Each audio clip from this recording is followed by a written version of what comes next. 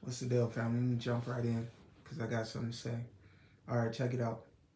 I wanted to get on here and try to touch bases with some of the ladies out there who have um, prior experiences with dealing with people or a person who might have been wearing a mask, or as we like to call it today, a narcissist. And just looking at the positive about coming out of the situation.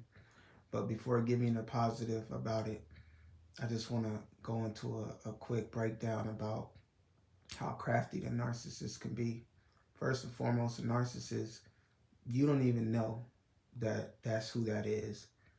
A lot of times, till many years down the road, 3, 4, um, 10, 15, 20 years down the road before the mask slip and you finally realize who this person really is. And then you come out traumatized. And the first thing that you got to do, at least that you should do, is heal.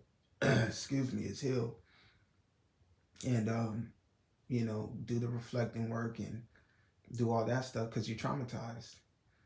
And during the reflecting period and the healing, you start to realize times where you were seeing the mask slip off of that person, but you might have ignored it because you was in love, or act like you didn't really see it, and because you couldn't really believe it. You didn't want to believe what you were seeing, but you, during the reflecting period, you're like, damn, you know what? I was peeping that. I did see that. Dang, I didn't really, but I didn't want to, I didn't want to call it out. I didn't want to believe it. You know what I mean? But like looking at it in hindsight, you're like, damn, that person was showing me all along in spurts in certain periods and times.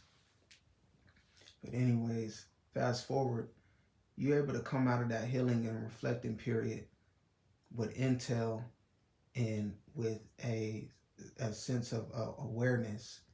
And because now you got that intel and awareness, you realize, damn, this will never happen to me again. I'll never get got like this again. And that's the positive that you could take from it, ladies.